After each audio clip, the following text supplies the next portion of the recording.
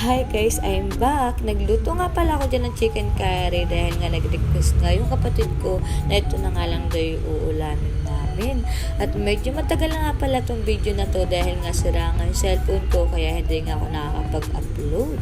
At ito na nga guys, sinimulan ko na nga rin pala itong hugasan at imasan ng asin tong manok para nga talaga matanggal nga yung lansa at malinis nga siya ng mabuti. At pagkatapos ko nga dyan maglinis ng manok, ito na nga guys, binalatan ko na nga rin pala dyan yung carrots pati nga yung patatas. At pagkatapos ko nga dyan magbalat ng carrots pati ng patatas, hihiwain ko na nga rin sila sa katamtamang laki. At pagkatapos ko nga to hiwain tong carrots, susunod ko na nga rin pala tong hiwain tong patatas. At pagkahiwa ko nga pala dyan ng patatas, susunod ko na nga rin pala dyan hihiwain yung mga ricado. Syempre sisimulan ko sa bawang. Dudurugin ko nga pala tong bawang na maigi para nga talaga kumapit nga yung bawang at hindi nga nila iwasan yung bawang dahil nga minsan kumakain nga yung mga bata dito at tinatanggal nga nila tong bawang. Kaya ang ginawa ko, pinino ko nga tong paghihiwangan ng bawang para nga makain nila at di nga nila mapansin. At pagkatapos ko nga pala dyan hiwain tong mga bawang, susunod ko na nga rin palang hiwain tong sibuyas. At ito na nga pala yung mga gagamitin ko. Syempre yung manok, yung patatas, carrots. Syempre bumili rin pala ako dyan ng nyug sa halagang 35 pesos lang. At ito na nga guys, nilagay ko na nga rin pala to sa kawali tong carrots. Hayaan ko nga lang siya maprito ng konti para nga talagang masarap nga talaga yung luto. At ito na nga pa, tapos ko nga lang din pala to prito-prituhin tong carrots. Susunod ko na nga rin pala tong patatas. Hayaan ko nga lang pala sila, syempre halo-haluin para nga hindi nga sila madurog. At pagkatapos nga maging ganyan nga yung kulay ng patatas pati ng carrots, ilalagay ko na muna sila sa pinggan at itatabi ko nga muna. At ito na nga guys, sinimulan ko na nga rin pala dyan mag-gisa ng bawang, sibuyas. Sinalo-halo ko nga lang pala yan. Pagkahalo-halo ko nga lang yan, isusunod ko na nga rin tong manok. Habang nagigisa nga ako dyan, naglalagay nga ako dyan ng manok, syempre hahalo-haluin ko na nga rin pala yan. Kita nyo naman diba guys, sobrang dami yan pero 4 lang kami kakain yan. At ito na nga guys, hinalo-halo ko na nga rin pala dyan yung mga nilagay ko ang manok. At pagtapos ko nga halo-haluin yan, hahayaan ko nga lang yan, tapos tatakpan ko nga lang din yan. At pagkatakip ko nga, hinayaan ko nga lang siya ng mga 30 minutes para nga talaga maluto nga tong manok at hinalo-halo ko na nga. At pagkahalo-halo ko nga, nilagay ko na nga dyan yung pangalawang gata para nga talaga masip-sip nga talaga at lumambot nga dyan yung manok. At nilagyan ko na nga rin pala yan ng magic sarap para nga medyo may lasa na nga at masip-sip na nga rin talaga ng manok. At hinalo-halo ko nga lang at tatakpan ko nga lang siya ulit na mga 30 minutes at 20 minutes lang. At ito na nga guys, kumukulo-kulo na nga at nilagay ko na nga itong food color. At ito nga pagkatapos ko nga dyan ilagay itong food color, halo-haluin ko nga lang yan. Pagkahalo-halo ko nga lang yan, lalagay ko na nga rin pala itong patatas pati nga yung carrots sa pinirito ko nga. At ito na nga kakalabasan niya dyan pa lang guys, masarap na talaga yan. At pagkatapos ko nga yun halo-haluin, lalagyan ko na nga rin pala yan ng unang gata. Syempre ayan na ang creamy niyan. Sobrang sarap nga talaga ng pagkakaluto ko at kitang-kita nyo naman. Ang creamy talaga niyan at sobrang sarap nga talaga niyan. At nilagyan ko na nga rin pala yan ng nga talaga malasa nga siya. At pagkatapos ko nga yan lagyan at ayan na nga guys, hayaan ko nga lang siya hanggang sa kumulo.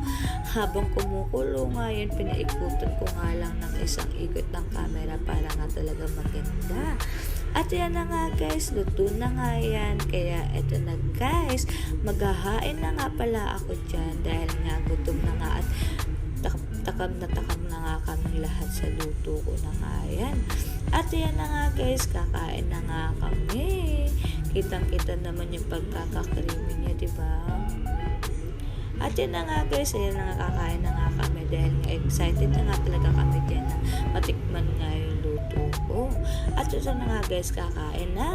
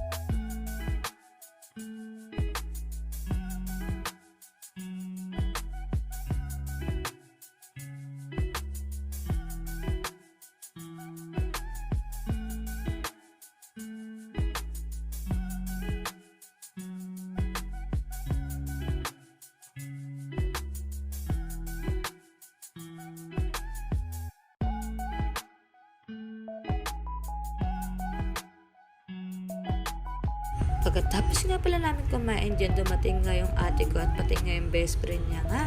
Syempre, inalok ko na nga rin sila dahil nga marami nga yung luto ko ang ulam. At sabi ko nga sa kanila, tikman nga nila itong niluto ko ang ulam. At hindi nga rin talaga ako nagdismaya dahil nga kahit nga sila nasarapan nga. At kitang-kita nyo naman guys, napahirit pa nga dyan yung boyfriend ko dahil nasarapan nga talaga siya sa luto ko. At sabi nga ng best friend ng ate ko, sobrang sarap nga talaga ng pagkakaluto ko. Syempre, sabi ko nga lagi dito, dahil nga masarap yung luto ko, dahil nga with feelings nga. At syempre, hahaluan natin ng pagmamahal para nga talaga lahat ng tao na makakatikim masasarapan.